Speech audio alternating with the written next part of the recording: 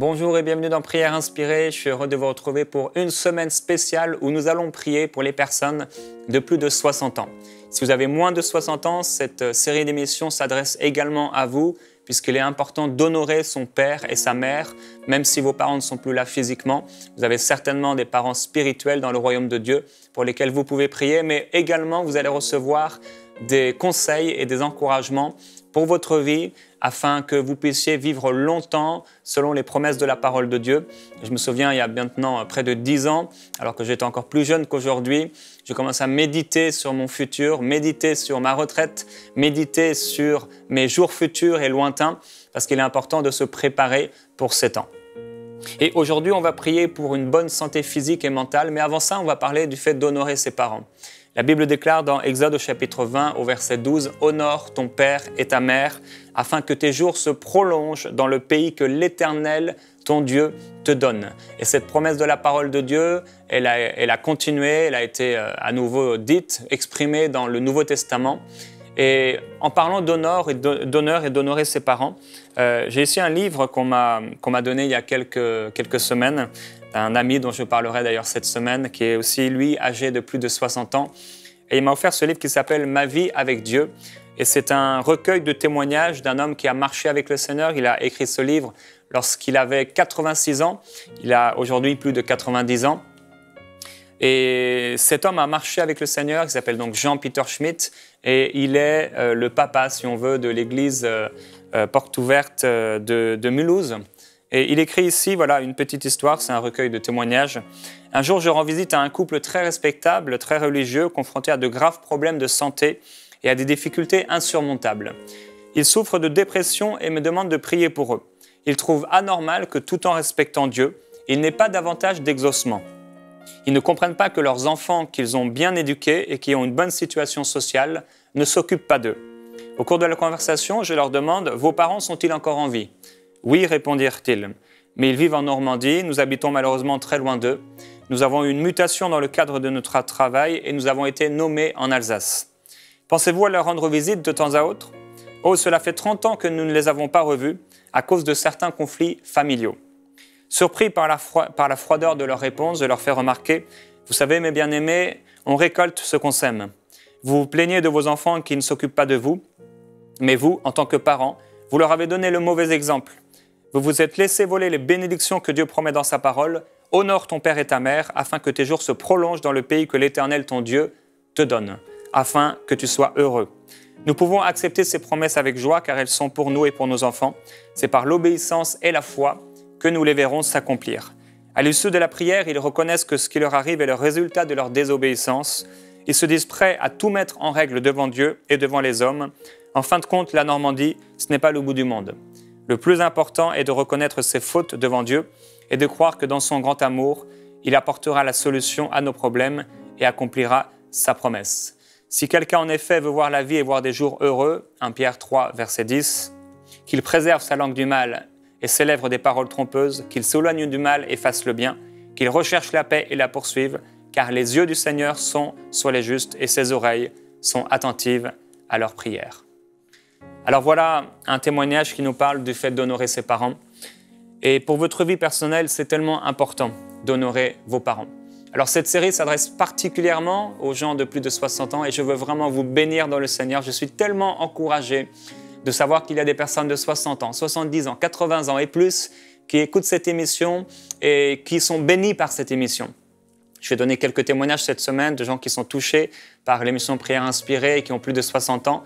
Je glorifie le Seigneur pour votre vie précieuse. Et dès mon jeune âge, j'ai aimé les personnes âgées. Et je crois qu'à 60 ans, on n'est pas encore, entre guillemets, une personne âgée. Je crois qu'on est encore jeune. On est à la moitié de la promesse de Dieu pour notre vie, puisqu'il a parlé de 120 ans. Et pour moi, 60 ans, c'est encore jeune. Mais il y a aussi des personnes plus âgées, plus de 60 ans.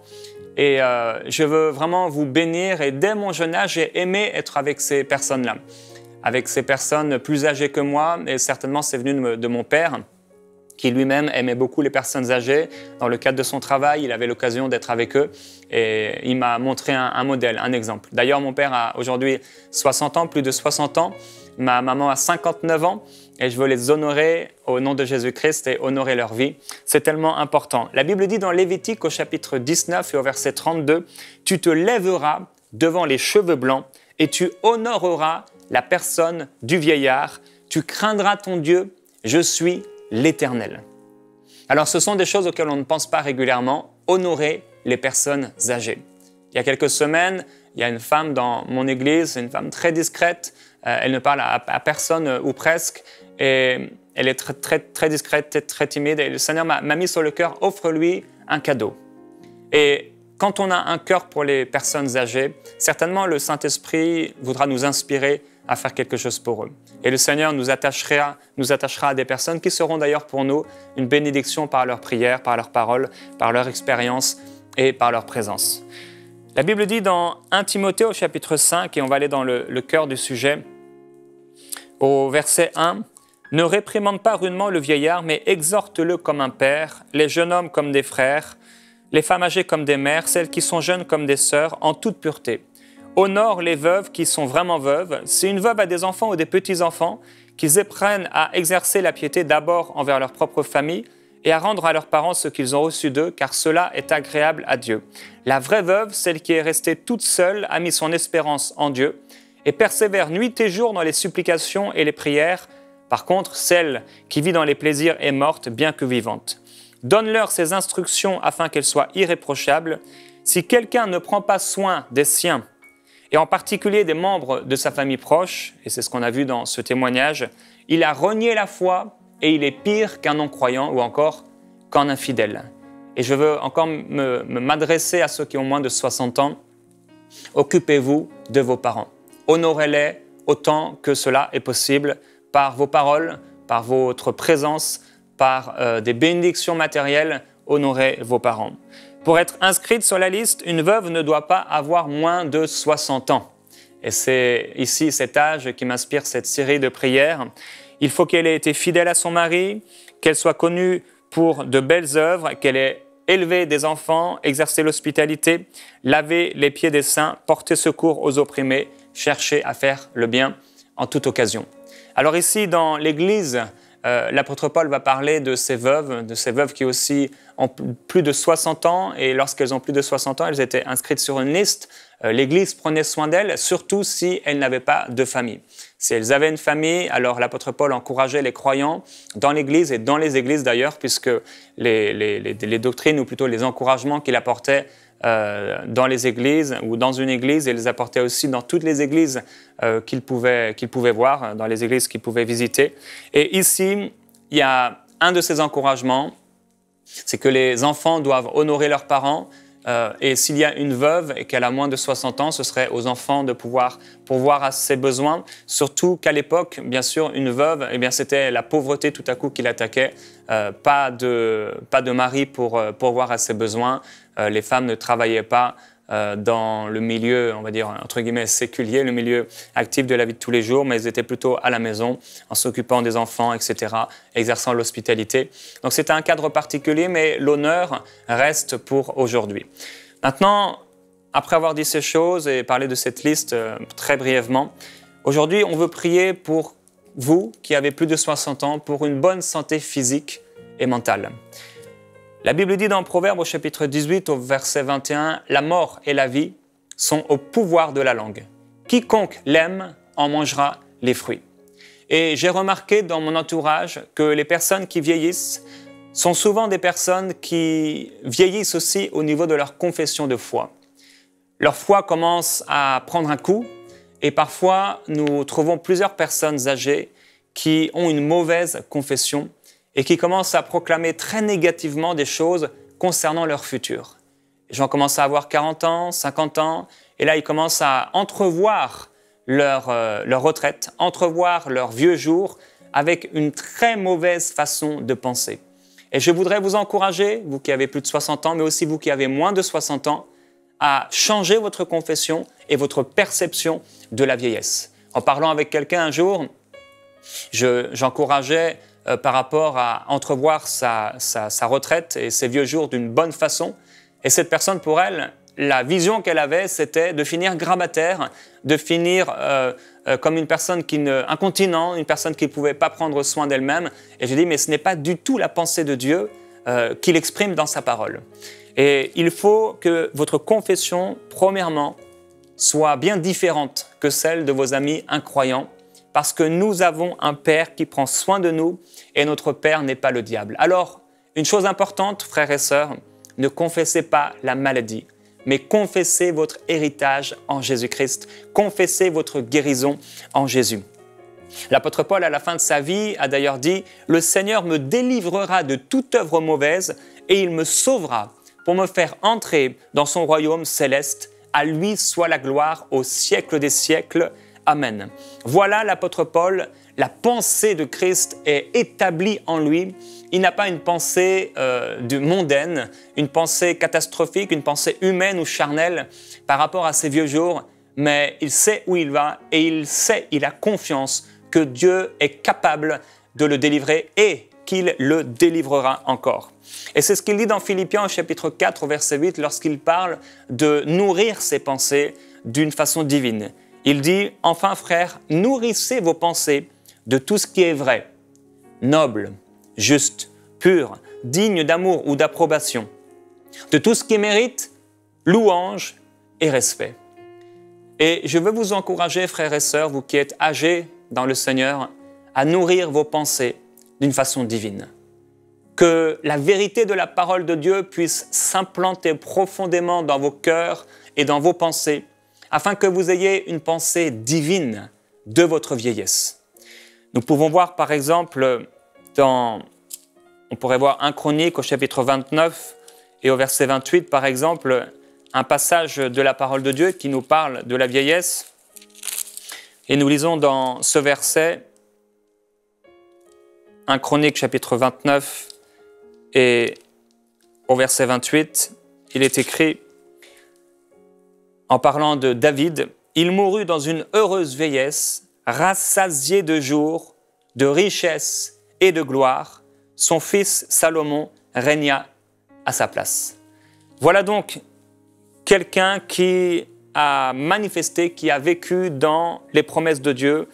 Il mourut dans une heureuse vieillesse, rassasié de jours, de richesses et de gloire. Frères et sœurs, Dieu veut vous rassasier de jours, de richesses et de sa glorieuse présence. C'est pour vous, c'est votre héritage en Jésus-Christ. Et si vous êtes entouré de mauvaises personnes, des personnes qui nourrissent leurs pensées de la partie du journal où on parle des morts, s'ils nourrissent leurs pensées de toutes les catastrophes qui arrivent et leurs discussions de toutes les maladies, de la mort d'un tel et d'un tel, si c'est ce qu'ils ont dans leurs pensées, bien sûr, c'est ce qu'ils auront aussi dans leurs paroles. Et certainement, ils auront une influence sur vous si vous passez votre temps avec ces personnes. C'est pourquoi il faut vous entourer de bonnes personnes au maximum. Et si par exemple vous êtes dans une maison de retraite, dans une maison particulière avec des personnes âgées, il est vrai qu'il est parfois difficile d'être entouré de bonnes personnes et d'avoir dans notre pensée une pensée divine, mais c'est possible. Créez, si possible, un environnement dans la parole de Dieu et encouragez-vous en méditant la parole de Dieu jour après jour. Commençons déjà à faire le point sur ce qu'on médite à longueur de journée. Posez-vous la question, est-ce que je médite d'une façon divine ou est-ce que je médite d'une façon humaine ou peut-être même satanique? Vous savez, il y a des malades, ils ne pensent qu'à leur maladie, à la conséquence de leur maladie, ils commencent à penser à la mort. Le pauvre, il ne pense qu'au manque, à sa pauvreté. Mais la Bible dit que le faible dise « je suis fort ». Alors qu'au nom de Jésus-Christ, vous puissiez être fort dans le Seigneur. Donc, méditez la parole de Dieu. Créez autour de vous une plateforme de foi, parce que la Bible dit dans Proverbe au chapitre 18 au verset 14, « L'esprit de l'homme le soutient dans la maladie, mais si son esprit est abattu, qui le relèvera ?» Vous avez besoin d'être forts, frères et sœurs, par rapport à vos vieux jours. Et même si vous avez eu une confession négative, une pensée négative, ces choses peuvent partir de votre pensée, de votre âme, et vous pouvez être sauvés dans votre âme, lavés par la parole de Dieu, qui est comme une eau limpide, une eau claire, qui lave nos pensées mauvaises. L'apôtre Paul dira « Enfin, mes frères et sœurs, fortifiez-vous dans le Seigneur et par sa force toute puissante. » Et nous trouvons encore un autre exemple dans Genèse au chapitre 25 d'un homme qui a marché avec Dieu. Au verset 8, nous lisons « Puis Abraham expira, il mourut après une heureuse vieillesse, âgé et rassasié de jours, et il fut réuni à ses ancêtres décédés. » La Bible déclare que nous sommes comme une vapeur qui paraît pour un temps et qui disparaît. Et je regardais hier en préparant cette émission, dans le jardin de mon voisin, il y a un très bel arbre et à l'automne, les feuilles commencent à devenir vraiment magnifiques. Mais avant l'automne, il y a une branche de ce très grand arbre qui est déjà entrée dans l'automne. Elle avait déjà les feuilles rouges, les feuilles jaunes, un peu comme cette feuille ici. Et alors que toutes les autres étaient encore bien vertes, mais elle était jaune, orange et très rouge. Une seule branche parmi toutes les autres branches. Et parfois, lorsque nous sommes jeunes, nous ne comprenons pas certains défis, nous ne comprenons pas la vie de ceux qui vieillissent avant nous. Mais un jour, ce sera notre cas, un jour, ce sera notre part. Et c'est pourquoi il faut dès aujourd'hui nous revêtir dans le Seigneur, nous fortifier dans le Seigneur par sa force toute puissante et comprendre aussi, être plein d'amour, de compassion, de bonté, plein d'esprit, de grâce vraiment envers les personnes qui sont plus vieilles que nous. Alors, on peut avoir une mauvaise image de la vieillesse, et si nous marchons avec le Seigneur, avec sa parole, nous sommes censés être vigoureux encore jusqu'à la fin. Un dernier passage dans Job, au chapitre 42, puisque Job est souvent vu comme quelqu'un qui est passé par de grandes difficultés et on ressort de sa vie souvent le côté négatif de sa vie. Il est écrit au verset 16, « Job vécut après cela 140 ans. Il vit ses fils et les fils de ses fils jusqu'à la 4e génération. Puis Job mourut âgé et rassasié de jours. » Mon frère, ma sœur, quel que soit votre âge, le Seigneur veut que vous puissiez mourir en étant rassasié et avoir avant votre mort une heureuse vieillesse dans le Seigneur Jésus-Christ. Et peut-être vous direz, mais moi j'ai été abandonné par mes enfants, moi j'ai été délaissé par mes enfants, ils ne s'occupent pas de moi, on en parlera cette semaine, mais vous avez le puissant consolateur, le puissant Saint-Esprit qui est là à vos côtés, et on parlera pendant cette semaine aussi de l'amertume. Alors nous allons prier ensemble par rapport à ce qui a été exprimé, et on va prier pour la santé divine, santé physique, santé aussi mentale, puisque certainement vous connaissez, et nous connaissons tous autour de nous, des personnes qui vieillissent très très mal, mais ce n'est pas le plan de Dieu. Et mon frère, ma sœur, si vous avez plus de 60 ans, j'aimerais prier pour vous. Et si vous regardez cette émission et que vous avez moins de 60 ans, je voudrais vous encourager à prier pour les personnes, à vraiment vous unir avec ma prière et prier pour les personnes qui ont plus de 60 ans dans votre entourage. Peut-être ce sont vos parents, peut-être vos grands-parents, peut-être des parents dans l'église locale où vous êtes. Le Saint-Esprit saura vous diriger et on peut ensemble prier. Priez pour ces personnes de plus de 60 ans. Et si c'est vous, mon frère, ma sœur, vous avez plus de 60 ans et vous regardez cette émission, je veux bénir le Seigneur Jésus-Christ pour votre vie et vous rappeler qu'il a promis de vous donner une longue vie sur la terre. Et je voudrais encore lire, parce que je crois que c'est important, dans le psaume au chapitre 91, une promesse de Dieu pour vous et ce que Dieu dit à votre sujet. Il dit « Puisqu'il s'attache à moi, je le ferai échapper. Je le protégerai puisqu'il connaît mon nom. Il m'invoquera et je lui répondrai. Je serai moi-même avec lui dans la détresse, mais la détresse, ce n'est pas la finalité, frères et sœurs, parce que Dieu continue et il dit « Je le délivrerai de la détresse et je le glorifierai. Je le rassasierai de longs jours et lui ferai contempler mon salut. » Et voilà un beau psaume, un bon psaume à méditer à la maison, frères et sœurs, le psaume 91. Méditez sur ces paroles. Nous allons prier. Père, je te remercie parce que tu es un Dieu puissant, extraordinaire. Ta puissance est infinie et illimitée. Et nous voulons, Père, nous soumettre à ta parole. Tu es le Père des esprits. C'est toi qui donnes la vie. C'est toi l'alpha et l'oméga. C'est toi qui fais naître et qui donne la vie. Tu as dit que l'homme est venu de la poussière et qu'il retournera à la poussière, mais tu as envoyé Jésus-Christ alors que Adam avait perdu sa gloire à cause de son péché. Tu nous as couronnés de gloire et d'honneur par le sacrifice glorieux de Jésus-Christ. Seigneur Jésus, je veux te remercier pour ton amour et pour ta vie, pour ton sacrifice qui aujourd'hui rétablit toutes les promesses de Dieu dans notre vie. Je veux te dire merci pour ces personnes, pour la grâce d'avoir vécu jusqu'à aujourd'hui. Merci pour leur vie. Merci pour leur salut. Merci pour leurs expériences personnelles avec toi. Merci pour toutes les fois où tu les as gardés et protégés. Depuis leur jeune âge, ils sont importants à tes yeux. Ils ont une grande valeur à tes yeux.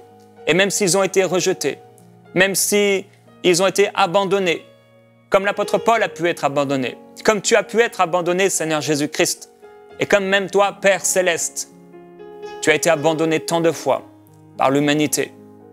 Tu connais leur cœur et tu connais leurs besoins. Et je te demandais, Père Céleste, s'il te plaît, par ton amour, de venir déjà les consoler et les fortifier dans leurs émotions. Je veux proclamer au nom de Jésus-Christ sur vous une sainte et glorieuse consolation maintenant. Là où vous êtes, vous pouvez simplement élever vos mains vers le Seigneur et lui dire « Saint-Esprit, je reçois cette consolation. Seigneur Jésus-Christ, viens consoler toute blessure que je garde cachée dans mon cœur. Au nom de Jésus-Christ, recevez maintenant cette consolation divine, la guérison de vos émotions, la guérison de l'amertume dans votre cœur. Au nom de Jésus-Christ. Seigneur, merci pour ton amour. Tu es passionnément amoureux de nous, passionnément intéressé à nous. Tu prends soin de nous. Et qu'est-ce que l'homme pour que tu te souviennes de lui? Qu'est-ce que le Fils de l'homme pour que tu prennes garde à lui? Et tu l'as couronné de gloire et d'honneur. Tu nous as donné un héritage. Père, merci parce que tu avais prévu à l'avance la vieillesse. Dans ta pensée, tu n'as pas la pensée de l'infirmité. Tu n'as pas la pensée de l'handicap. Tu n'as pas la pensée de la maladie. Mais tout ce qui est au ciel est gloire, santé, joie, liberté, paix, restauration. C'est pourquoi je prie, Père, que ta volonté soit faite sur la terre et dans la vie de mes frères et de mes sœurs qui écoutent cette émission, comme elle est faite dans ta présence. Que la gloire, que la santé, que la force qui est auprès de toi descendent maintenant fortement dans leur cœur par le Saint-Esprit. Esprit de Jésus-Christ, je t'appelle maintenant dans les maisons. Je t'appelle maintenant dans le lieu où se trouve cette personne précieuse. Viens la fortifier et descendre sur elle maintenant. Là où vous êtes, mon frère, ma sœur. Laissez-vous simplement toucher par le Seigneur. Ne priez pas forcément en cet instant, mais recevez simplement. Recevez simplement maintenant comme une couverture sur vous. Le Saint-Esprit qui vient sur vous et qui vous dit qu'il est là. Il est là. Dieu dit, je suis là. Je viens à ton secours. Je viens par ma droite triomphante te délivrer de cette infirmité. Recevez maintenant cette guérison au nom de Jésus-Christ. Recevez cette guérison. Oui, j'ordonne à toute maladie maintenant de quitter votre corps. Au nom de Jésus-Christ. J'appelle la vie maintenant, là où il y avait un handicap, là où il y avait une infirmité, là où il y avait une perte de puissance, une perte de force. J'appelle maintenant un rétablissement au nom de Jésus-Christ sur vous. J'appelle la vie. Maintenant, la guérison, elle vient promptement. Elle se manifeste. Vous retrouvez la force. Vous retrouvez la vigueur au nom de Jésus-Christ. Vous retrouvez la vitalité car nous avons en lui le mouvement, la vie, l'être. En lui, tout est possible. Tout est possible à celui qui croit. L'apôtre Paul a été tellement frappé. Et pourtant, à la fin de sa vie, il est encore plein de force. Caleb dira, alors qu'il a 80 ans, « Je suis encore plein de force comme je l'étais autrefois. » lorsque nous sommes sortis de ce pays. Alors, même si Caleb a pu dire une telle parole, c'est que vous pouvez vous aussi vivre dans la santé divine, dans la force divine. Ô glorieux Jésus-Christ, merci pour ta présence. Merci pour leur vie. Merci pour les modèles que nous avons ici et là. Glorieux Jésus-Christ, je prie, Père, afin qu'ils soient honorés. Honorés dans leur vie. Honorés quotidiennement, jour après jour. Tu es extraordinaire. Merci pour ta présence. Elle est si glorieuse. Elle est si merveilleuse. Elle est si forte. Saint-Esprit, merci. Tu es un Dieu d'amour et de grâce. Et je proclame une santé divine. Une santé physique. Une santé mentale divine. Au nom de Jésus-Christ, si quelqu'un a peur maintenant de tomber malade, si quelqu'un a peur de mourir, au nom de Jésus-Christ, que cette peur maintenant s'en aille. Que cette crainte s'en aille maintenant au nom de Jésus. Que ces esprits impurs maintenant quittent votre vie au nom de Jésus-Christ. Esprit de peur maintenant, esprit de maladie, esprit d'infirmité. Vous quittez maintenant ces corps au nom de Jésus-Christ. Je proclame la gloire du Seigneur Jésus-Christ sur les personnes âgées, sur les vieillards au nom de Jésus-Christ, sur ceux qui ont des cheveux blancs au nom de Jésus, la vitalité, la force divine maintenant. Si vous avez peur maintenant d'avoir l'Alzheimer, si vous avez peur maintenant de perdre votre mémoire, si vous avez peur maintenant d'être comme une personne qui vous a choqué, marqué par sa maladie, maintenant que cette peur disparaisse, que cette crainte disparaisse maintenant. Proclamez, le Seigneur me délivrera de toute œuvre mauvaise. Il m'a délivré et il me délivrera encore, car il est mon Dieu, mon espérance. En toi, je mets ma confiance. Mon appui se trouve en toi. Tu me fortifies. Tu viens à mon secours. Tu m'établis, Seigneur Jésus-Christ, afin que je puisse avoir une longue vie sur la terre, dans la joie, dans la bénédiction, vivre dans le bonheur et la grâce tous les jours de ma vie. Saint-Esprit, merci. Merci pour l'œuvre que tu accomplis maintenant, pour les témoignages glorieux à cause de ce temps de prière. Tu es merveilleux. Je te glorifie, Seigneur Jésus-Christ. Merci pour la promesse de la vie éternelle. Merci pour la paix que tu nous promets, que la paix de Dieu puisse se manifester pleinement sur eux. Que ta gloire se manifeste en Jésus-Christ sur leur vie maintenant. Je prie pour des expériences personnelles, des songes maintenant au nom de Jésus, une intimité, une communion plus grande, plus forte. Je prie qu'ils soient remplis du Saint-Esprit. Maintenant, quelqu'un qui désire être rempli du Saint-Esprit, l'est maintenant. Recevez maintenant. Recevez ce rafraîchissement. Au nom de Jésus-Christ, vous êtes bénis, frères et sœurs. Et je veux vous encourager, vous qui avez moins de 60 ans, partagez cette série à des personnes dans votre entourage qui ont plus de 60 ans. Et vous, frères et sœurs, on va aussi se retrouver demain dans Prière Inspirée. On va continuer cette série pour les personnes de plus de 60 ans. Vous êtes bénis au nom de Jésus-Christ. Envoyez-nous vos sujets de prière à prière@enseigne-moi.com.